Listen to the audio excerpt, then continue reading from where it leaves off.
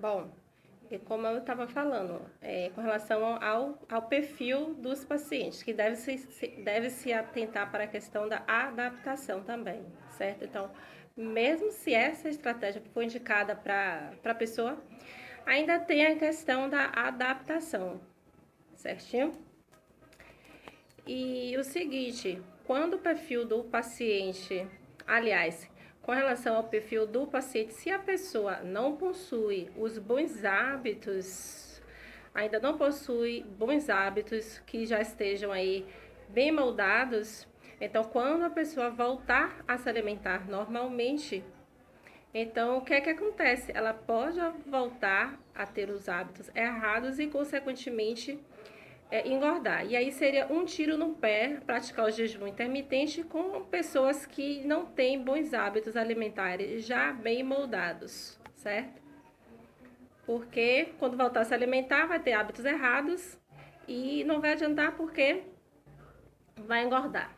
Além disso, o estado clínico do paciente, certo? Deve ser levado em consideração. Tem contraindicações para crianças, adolescentes, idosos, diabéticos que fazem uso de medicamentos hipoglicemiantes e gestantes.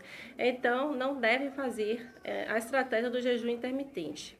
Também não é indicado fazer por mais de 6 meses, porque na verdade não é indicado porque na realidade não existe estudos conclusivos e nem também pelo período por mais de 24 horas, né? Não existe estudos conclusivos, certo? Outra questão, eu chamo atenção para a questão, caso a estratégia não seja feita com orientação adequada, né, profissional capacitado, então pode ter a questão da perda de massa muscular, certo? Se houver orientação adequada, obviamente não vai levar à perda de massa muscular, né? O protocolo feito adequadamente, né? Orientado por um profissional capacitado. Então, o jejum intermitente é uma estratégia que pode funcionar e ser eficiente, pois faz mudanças benéficas, na verdade, mudanças benéficas do padrão metabólico, certo? Se bem aplicado aí, considerando os pontos que eu comentei, tá certo? Inclusive suplementando os fitoquímicos importantes que vão potencializar as respostas metabólicas que queremos com o jejum e tendo o cuidado de monitorar a perda de massa muscular. E, se necessário, será feita a adequação da ingestão de carboidrato para evitar a perda de massa muscular. Aí, pelo nutricionista que tiver te acompanhando nessa estratégia de jejum intermitente. Bom, eu vou falar um pouquinho também para vocês o que é que acontece com o corpo durante o jejum. O que é que acontece com o corpo durante o jejum? Bom, então quando comemos um alimento que aumenta o açúcar no sangue, ou seja, que aumenta a glicemia, acontece o quê? Aumento da insulina, né? Que é envolvido no aproveitamento imediato, como no armazenamento de energia que foi consumida, certo? E normalmente acontece o quê? Que ingerimos mais energia do que o corpo precisa utilizar de imediato, certo?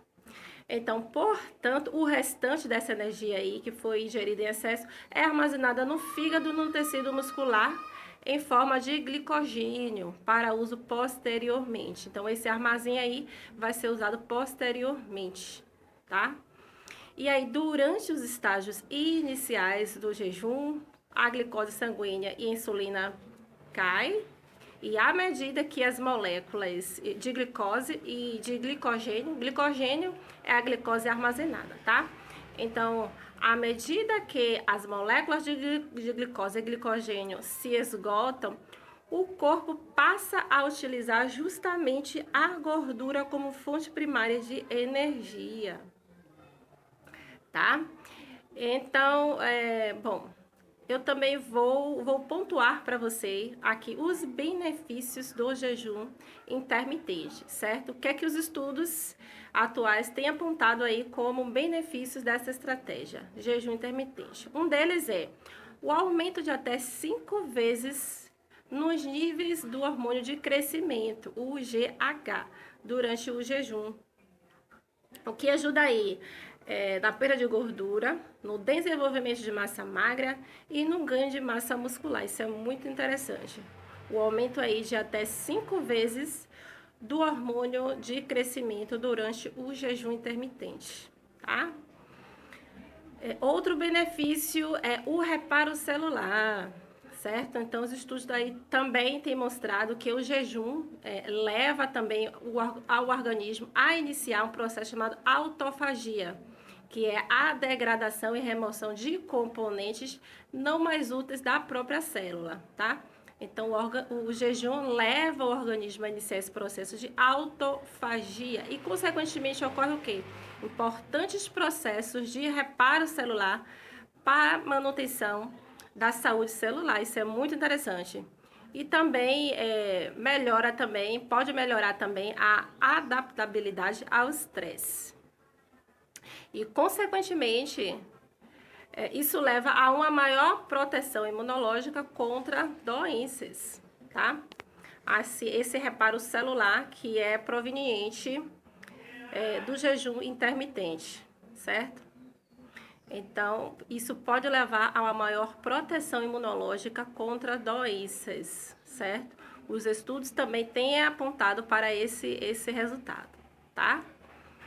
De processo de reparo celular para manutenção da saúde celular, que é muito interessante, tá? Outro benefício seria com relação à expressão genética, porque existem mudanças nos genes e moléculas, né? Com efeitos no metabolismo, O jejum vai levar a mudanças nos genes e moléculas com efeito no metabolismo, relacionados aí tanto com a prevenção ou tratamento de câncer e também de longevidade cerebral, muito interessante. Então, estudos em humanos também mostrou que o jejum em humanos reduziu também muito dos efeitos colaterais de quimioterapia, certo? Bom, outro efeito benéfico é com relação ao efeito parasimpático do cérebro. Então, o jejum aumenta a atividade parasimpática do cérebro, tá? Que é mediada por um neurotransmissor chamado acetilcolina. E o resultado desse efeito é melhor motilidade intestinal, redução da frequência cardíaca e também redução da pressão arterial. Então, estudos também apontam para esse tipo de resultado proveniente da estratégia de jejum intermitente, tá? Com relação ao efeito lipolítico, o que os estudos dizem, né? Então, o jejum,